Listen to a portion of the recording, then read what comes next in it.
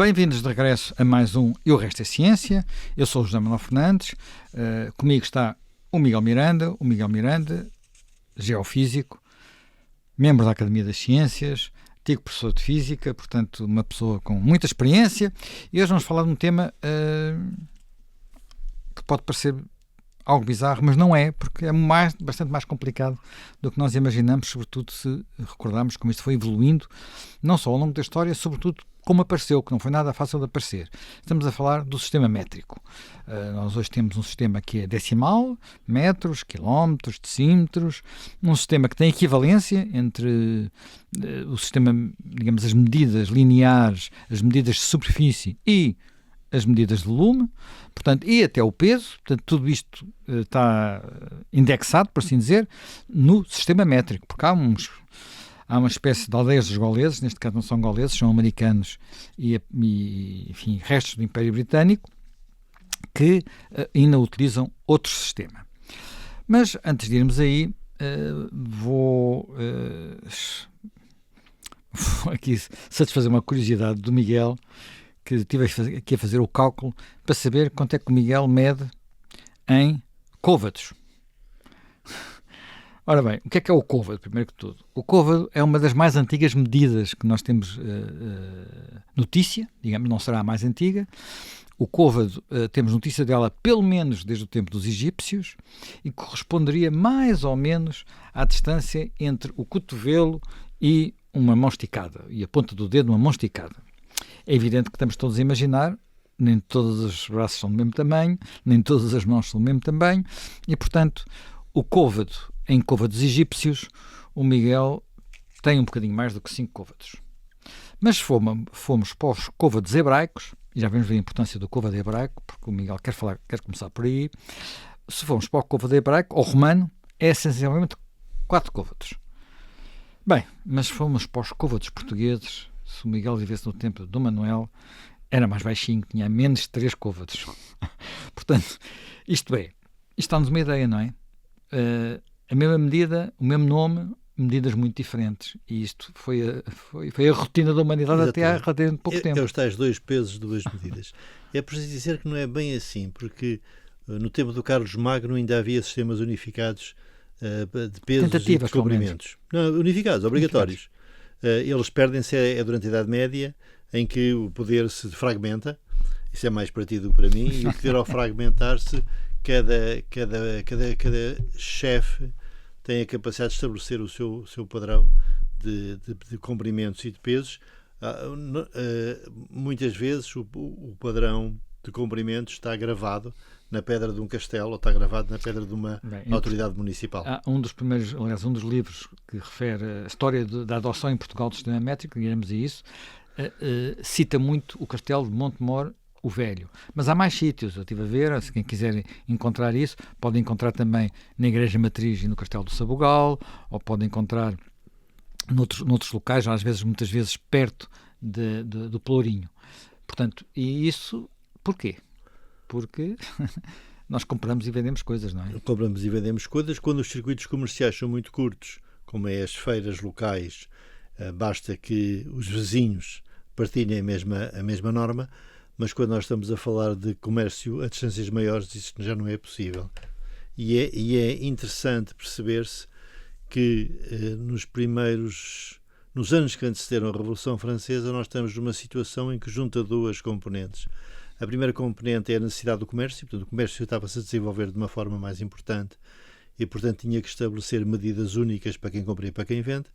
E por outro lado, a Revolução Francesa tinha o espírito das luzes, que pretendia, digamos, racionalizar todas as escolhas humanas. E uma das racionalizações pensadas foi o sistema de pesos e medidas. Pois, repara, há aqui várias coisas. A Revolução Francesa, eu não fazia ideia, mas, por exemplo, há no 1984, do Orwell, uma cena em que é de alguma forma simbólica. É evidente que isto tem a ver com o mundo, como eu disse, britânico, que não seguiu exatamente a linha métrica, mas a cena alguém está muito triste porque chega a um bar, quer beber a pint of beer, portanto, uma pint, que era uma medida que ainda hoje se usa, portanto, nos bares nos pubs ingleses, e já não havia pints porque o regime, o sistema, o grande senhor,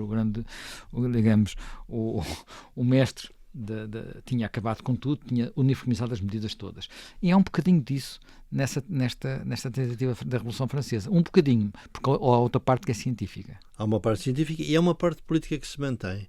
E, portanto, um dos grandes impulsionadores da normalização dos sistemas de pesos e medidas é Lavoisier. Lavoisier é um personagem que toda a gente conhece porque nada se cria, nada se perde, tudo se transforma, mas ele é muito mais que isso. Ele é o criador da química moderna, que conhecemos hoje, mas era também o merceeiro geral de França. Era um homem que tinha, muito rico, que tinha como uma das suas atividades recolher impostos e fazer pagamentos à Casa Real. E isso criou ao Lavoisier uma situação em que simultaneamente ele era um homem muito progressista. Ele queria a modernidade, mas por outro lado tinha uma ligação, digamos, direta ao ancien regime. O Lavoisier faz parte de um grupo que leva à Assembleia Constituinte, ainda o Luís XVI estava no poder, a formação de um grupo para tentar estabelecer uma forma de haver um padrão único de comprimentos, de tempos e de pesos e de massas. E é interessante pensar que quando se falou do comprimento via-se que havia duas possibilidades, porque nós, quando queremos estabelecer um padrão, temos que saber como é que podemos verificar esse padrão. E uma das coisas importantes na altura era que nós tínhamos inúmeras medidas, e muitas delas, quer dizer, mas que eram aquelas que de alguma forma eram mais intuitivas. Por exemplo, tínhamos a braça, tínhamos a vara, tínhamos o côvado, tínhamos o pé ainda hoje existe na métrica imperial, tínhamos o palmo. Tudo isto eram nomes que eram usados em Portugal. Portanto, se reparares, quase todos eles têm a ver com medidas do corpo humano. Antropométricas, portanto, que eram simples. E mesmo uma das principais medidas, que ainda hoje existe também no sistema imperial, não no sistema métrico, que é o acre. Sabes qual é a origem do acre? O acre é a área que um homem consegue lavrar num dia. Pronto, e nós tínhamos passado de uma vida que é muito local e fragmentária, que é da Idade Média, para uma vida mais estruturada. Também estás num tempo em que a economia, como ciência, também se começa a estabelecer. E no que diz respeito ao comprimento, havia duas hipóteses fundamentais. A primeira hipótese é dizer assim, olha, vamos usar como unidade de comprimento o tamanho de um pêndulo que tenha um certo período. Quem conhece aqueles relógios antigos de pêndula que tinham uma haste e depois tinham uma massa na parte inferior, sabe bem que quando nós subimos ou descemos a massa, variamos o período de oscilação do pêndulo. A outra alternativa era agarrar numa medida que tivesse a ver com a Terra, porque a Terra era qualquer coisa que era global. Estamos numa altura em que os Estados Unidos estão a aparecer, a Revolução Americana. Portanto, só para as pessoas se situarem, a Revolução Americana está agora a fazer 250 anos, foi em 1776, e estamos 15 anos depois, praticamente 15 anos depois, portanto, no princípio da década 90 do século XVIII. Pronto, e agora aqui entra, desculpem uma expressão, a porca da política. Qual é que era o problema do pêndulo? O problema do pêndulo é que o período de oscilação de um pêndulo depende da força da gravidade, e a força da gravidade depende da latitude. E, portanto, qual é que era a latitude que seria escolher para estabelecer o padrão? A ideia era clara. Os franceses achavam que era Paris, os ingleses que era Londres, os americanos que era o paralelo 30 e não sei quê, e, portanto, cada um tinha o seu nacional e ninguém queria ficar com um padrão ligado a uma latitude que não existisse nesse país.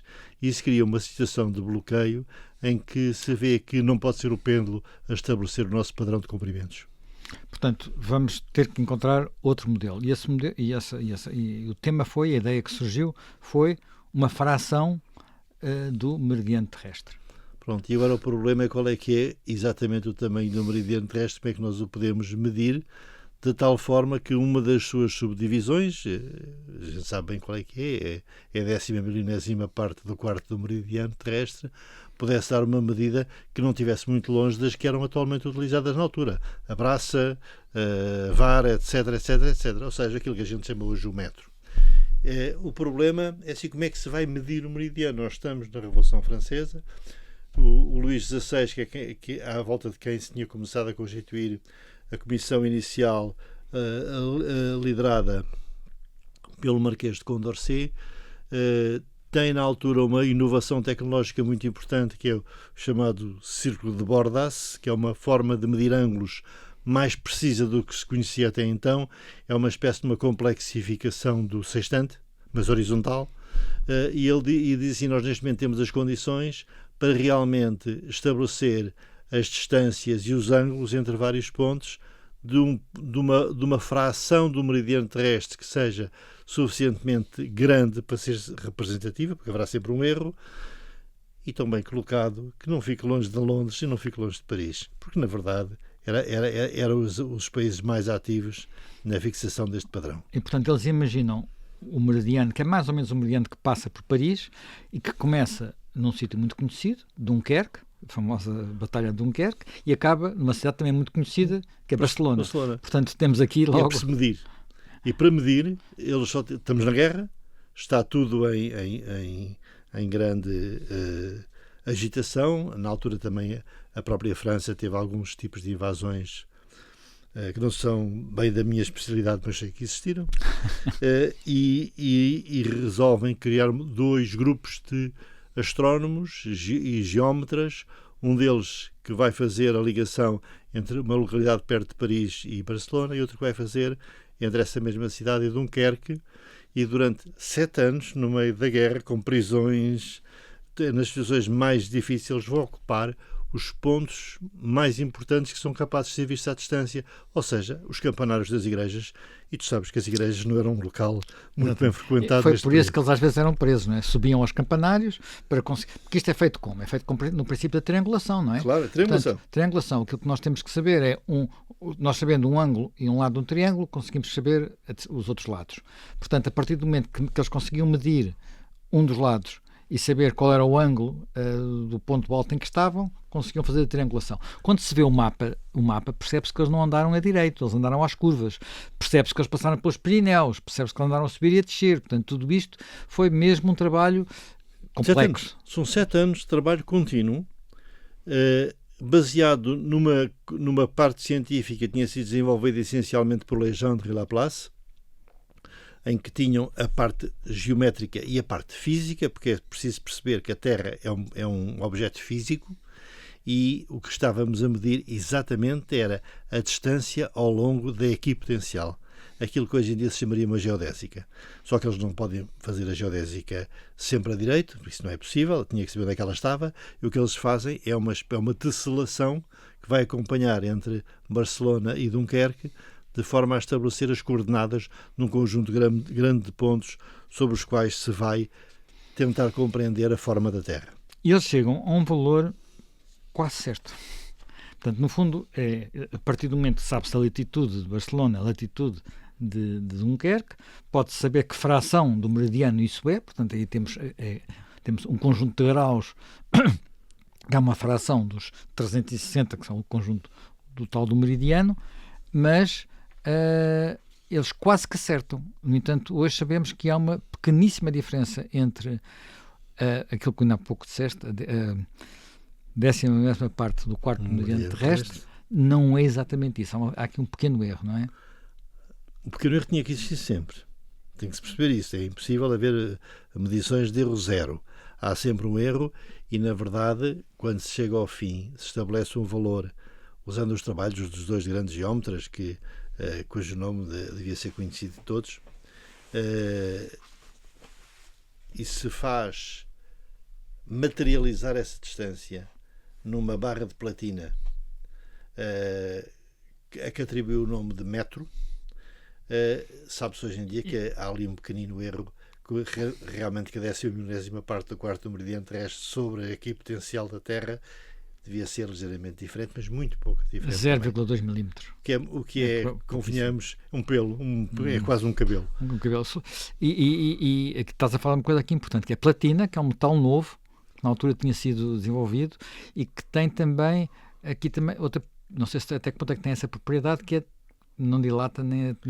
Tem uma concentração muito baixo e quando é dopada com irídio, é que tal platina iridiada que nós falávamos na escola primária, quando se descrevia o método padrão, tem realmente a capacidade de manter, desde que tenha condições razoáveis de umidade e temperatura razoavelmente constantes, de manter uma distância razoavelmente fixa. E, portanto, a ideia era replicar em centenas o metro padrão, enviá-lo para todo o mundo e dizer, a partir de agora, sempre que nós falamos o metro, é desta distância que estamos a falar.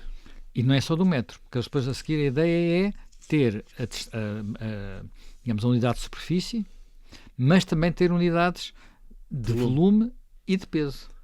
O que também é preciso arranjar um padrão para isso. Mas mais uma vez, qual é que é o líquido mais popular na Terra? É a água, e portanto a água serve para construir a unidade de volume, que é o litro, e ao mesmo tempo a unidade mas de não massa. uma temperatura qualquer. Ou não é uma temperatura qualquer, já falámos também desse assunto, e depois também para a nossa unidade de massa, que acaba por ser o quilograma massa. Eu não vou agora entrar aqui em distinções entre massa e peso, todos os que fizeram o ensino secundário já ouviram isso tantas vezes, que não é importante. O que é interessante perceber-se é que quando se começa a fazer a convenção para adaptar o metro a todos os países, começam a aparecer os primeiros problemas. E os primeiros problemas são que, por muito que se não queira, apesar desta medição estar agarrada à Terra e a Terra ser vista como qualquer coisa que era um património comum da humanidade, como diríamos hoje, na verdade aparecem alguns obstáculos. Um bocadinho, eu diria, a imagem da bitola ibérica, que é um problema que todos os portugueses conhecem, não é? Há sempre aqueles países que querem ter uma bitola diferente. Sim, os países que mantiveram basicamente esta bitola foi o Império Britânico na altura, portanto tinha a regra imperial. Mas há um argumento, quer dizer, há muitos argumentos, muita discussão. Por exemplo, uma das pessoas foi que tentou que os Estados Unidos, logo no seu início, tivessem o sistema métrico, foi Thomas Jefferson. Thomas Jefferson também era um obcecado por medidas. Thomas Jefferson, durante toda a sua vida, portanto, ele deslocava-se de carruagem, encontrou uma forma de medir as distâncias, que era ter um oscilómetro nas rodas da carruagem, sabia o perímetro de cada roda, portanto, e está registado cada viagem que ele fez entre Monticello, que era a sua enfim, não era herdade, era o campo onde ele tinha escravos, nomeadamente, e os vários pontos dos Estados Unidos, estava tudo medido, mas não teve sucesso. E uma das razões para não ter sucesso é uma razão que nós, se pensarmos que não havia máquinas de calcular na altura, até faz algum sentido. É que se nós tivermos as medidas inglesas ou americanas, que são ligeiramente diferentes, elas dividem-se por 12 ou por 16. O que é que isto torna mais fácil? Sobretudo o 12. É que o 12 é divisível por 3 e por 4. Portanto, um terço e um 4, e por 2, claro. 2, 3, 4 e 6. 2, 3, exatamente. E, portanto, se eu estou a fazer compras, é metade, é um terço, é um quarto. Se eu tentar dividir uma pizza em 5 ou em 10, é um bocado de trabalho. É mais fácil dividir em 4, como todos nós sabemos, quando dividimos uma pizza em casa. Sabes que há muitas moedas que ainda não só há pouco tempo é que são centesimais e decimais. Sim, a Libra. Por exemplo. Não a Libra é há 50 anos. Mais as suas primas, que é uma Libra mais um bocadinho. A maioria desses casos são reações nacionais. São reações de tipo nacionalista à tentativa de uma uniformização que põe em causa interesses nacionais, tipicamente ou regionais. Tal como a bitola ibérica é uma reação para que não haja invasões de comboios de outros países, como é óbvio. Não há nenhuma outra razão técnica para a sua adoção. Portanto, há também um aspecto político desta componente do sistema métrico que não pode ser esquecido. É que nós estamos no reinado do terror, portanto, Robespierre, Luís XVI é executado, Luís XVI tinha começado o processo, notem bem, é executado, Lavoisier é executado, Condorcet suicida-se na prisão, todos eles, digamos, numa situação em que depois vieram rapidamente a ser exonerados de todas as suas culpas e mais algumas, como é habitual, mas já depois de mortos, o que normalmente não é muito útil. Mas isto acabou por ser adotado por Napoleão, que aliás tem uma frase linda, uma frase muito interessante sobre isto. A frase de Napoleão, quando adota este sistema, é que as conquistas vão e vêm, mas este trabalho há de perdurar. Curiosamente, antes de ele se ir embora, acabei por deixar cair uma parte disto, porque o sistema acabou, porque o sistema métrico, mesmo em França, foi abandonado parcialmente e depois foi retomado. Repara que ele também estava ligado a um outro sistema, que esse sim nunca vingou, que tem a ver com a distinção dos meses, a nomeação dos dias, das semanas, e toda uma ideia, eu diria, novilinguística, já que há bocado falaste do... E é que é mesmo, sabes, porque a ideia de passar, quer dizer, nós há pouco, até por causa do outro programa que fizemos aqui sobre a Lua, vimos como os ciclos da Lua, os ciclos lunares, ainda hoje terminam. Nós temos 12 meses, não temos 10 meses. Nós temos 24 horas por dia, não temos 100. As contas seriam mais fáceis. Mantemos isso precisamente por causa dessas heranças. E aqui havia, nos 7 dias, algo muito importante, que é o domingo e a missa de domingo, e isso era um objeto que a Revolução Francesa queria acabar, queria criar um Estado sem, quer dizer, dar novos nomes aos meses para acabar com tudo o que fosse herança religiosa. E, portanto, quando há essa hiperracionalização, nós criamos simultaneamente uma oportunidade, mas também criamos alguma anarquia, ou digamos, alguma situação de não interesse de toda a gente a juntar-se a este novo mundo. Bem, estamos a falar, enfim, de uma parte mais política, de outras tentativas de tornar tudo decimal, mas isso não aconteceu. No entanto, este sistema haveria de acabar por vingar, não é?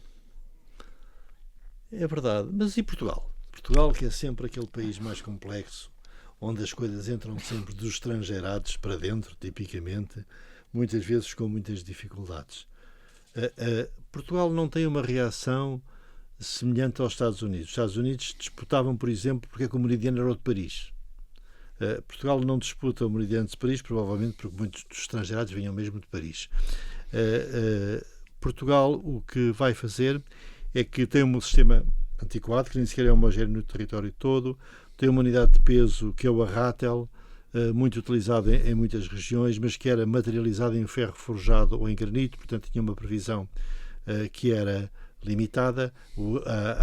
A avaliação que hoje se faz é que ele teria qualquer coisa entre 350 e 450 gramas. Sim, era frequente haver assim, ou a arrátel de Santarém, ou a arrátel de Lisboa, portanto havia padrões que se tentavam ser, pelo menos, sub-regionais, não é? Dom Pedro I quer impor, obviamente, o padrão de Santarém, vivia perto, e para o caso do peso, e o padrão de Lisboa para os volumes. Dom João II, que já tinha uma visão mais de exportação e importação mais comercial, então pretende mesmo a utilização do marco de colónia. Reparem, isto também tem a ver com os produtos que se vendem, porque uma precisão desta ordem para certos tipos de bens de comerciais não tem qualquer tipo de significado. E, portanto, precisavas de umas precisões mais elevadas. E então a primeira reforma é feita por Dom Sebastião na curta do reinado que teve, e só em 1812, ou seja, já estamos quase na Carta Constitucional, penso eu, se estamos não, 1812 ou 14, 12, enfim, sim, é com Dom João VI. Exatamente, em 1812, então há um decreto real e a Academia das Ciências é nomeada para elaborar um plano para a igualdade dos pesos e medidas. Eu não encontrei sequer quem é que da Academia das Ciências, eu que tinha obrigações de o fazer, participou nisto, porque o documento que existe, que se tornou depois mais popular, não é da Academia propriamente dito, é de um relator chamado Chichorro, e que propõe a adoção do sistema métrico que ele chama francês, mas com uma terminologia portuguesa. Ou seja, por exemplo, assim, a unidade fundamental, em vez de ser 1 metro, era a mão travessa, em que 10 mãos travessas faziam 1 metro.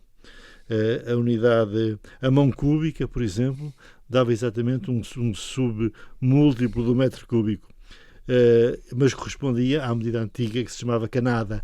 E, portanto, esta ideia portuguesa de que vamos fazer o mesmo que os outros, mas aportuguesando, está mesmo no ADN nacional. Eu diria que isto eram só os tempos em que nós fazíamos da chamada... Uma canada, para quem não tem ideia, uma canada é essencialmente 1 litro 1.4.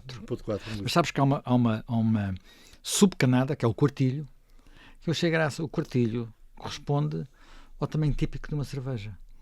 0,33. É 0,35, vá lá, um bocadinho diferente. Portanto, a gente ainda vive com elas, na verdade, entre nós. Estas dimensões são dimensões humanas, não é? Mas eu quando li o texto do Chichorro e achei imensa graça, porque isto lembrava muito bem o texto da adaptação do Acordo de Bolonha a Portugal. Eu também trabalhei nisso, aqui há uns anos, e Portugal conseguiu adaptar aquilo que tinha sido decidido na Europa, mas com nomes diferentes. Há qualquer coisa aqui que é realmente do nosso ADN, por exemplo.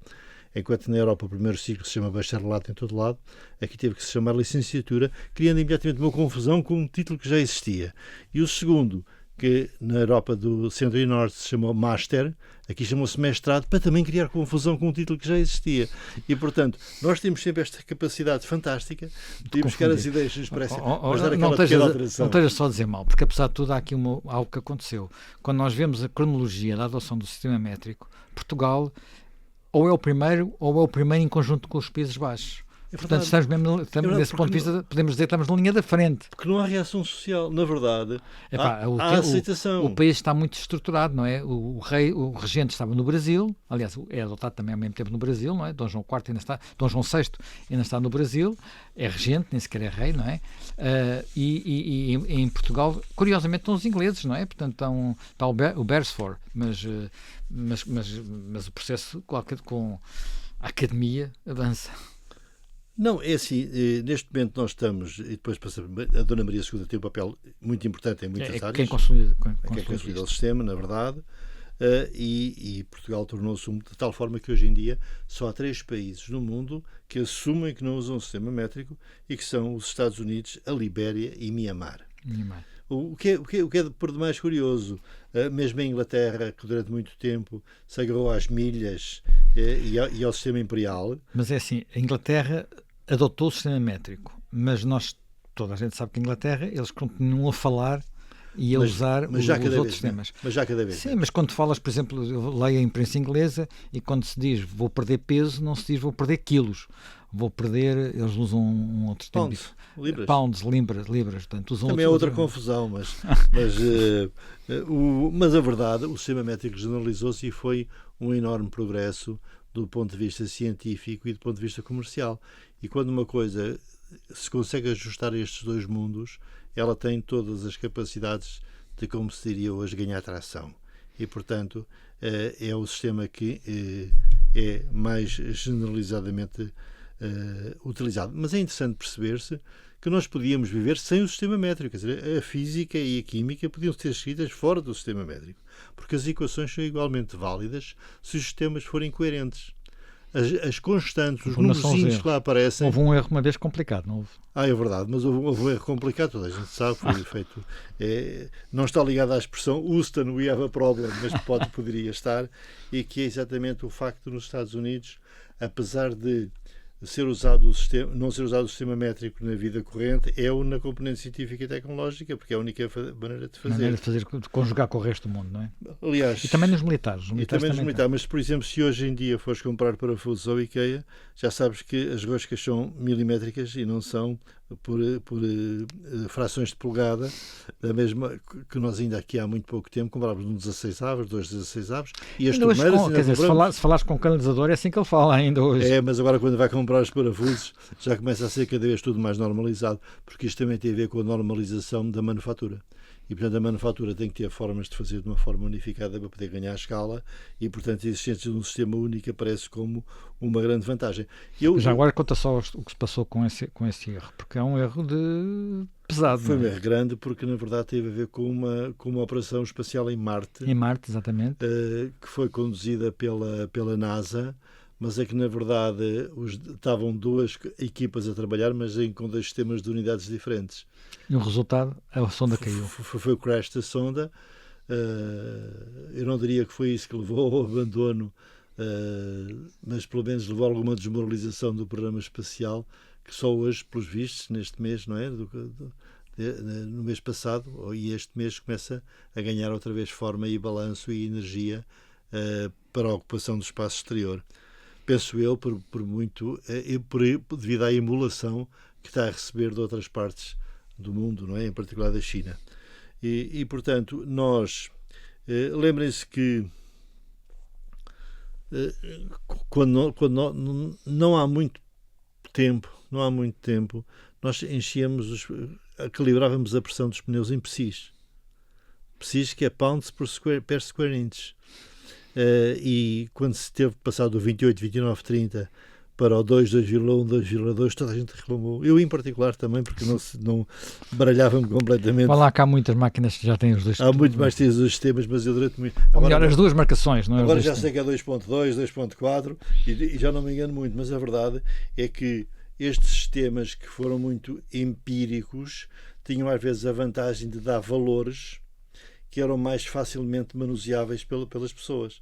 É muito mais fácil a gente saber que é 28, 29 ou 30 do que é 2,2, 2,3. Eu lamento, mas é verdade. Isto é como nós funcionamos do ponto de vista... foi uma das razões da resistência desse sistema. Aliás, há uma história curiosa da resistência que tem pouco a ver com isso e que tem a ver com a pirâmide, a grande pirâmide, que é a ideia de que há um dos primeiros estudiosos da grande pirâmide foi um britânico que mediu aquilo tudo ao detalhe, chegou à conclusão de que, primeiro, a grande pirâmide tinha lá dentro π, o número π. Portanto, a relação entre os lados passava pelo número π, e o número π em princípio não tinha sido o π, que é, portanto, o número que dá a relação entre o perímetro e o diâmetro. E o diâmetro de uma circunferência, ou também a superfície, enfim, serve para fazer as duas contas, e que depois era um múltiplo de polegadas.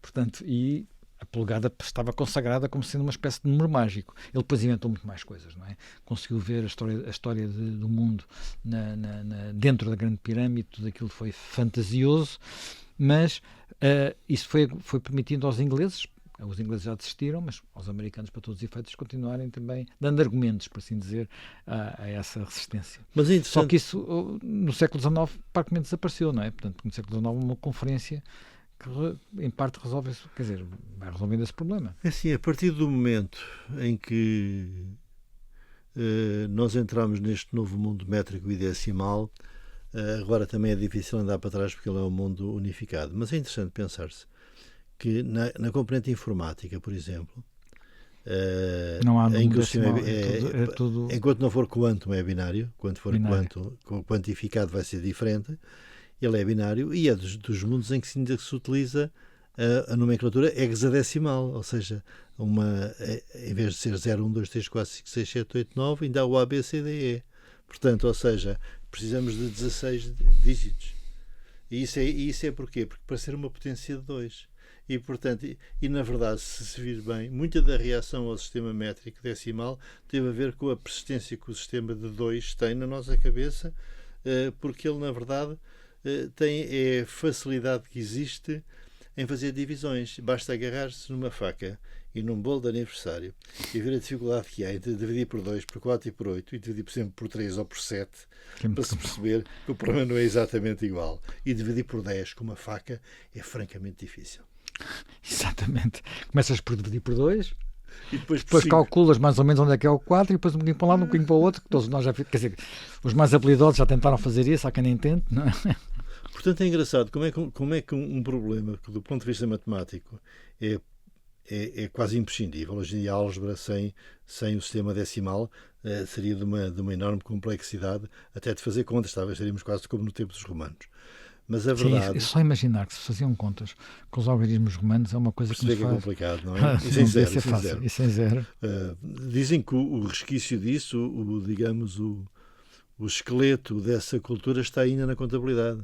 A contabilidade não tem zero, por isso é que tem sempre o sistema da contrapartida entre positivos e negativos. A contabilidade nunca tem valores negativos e valores positivos, a não ser nos saldos finais. Na verdade, ela tem a dupla repartição. Exatamente porque é uma tradição que ainda vem dos romanos, onde não existia zero.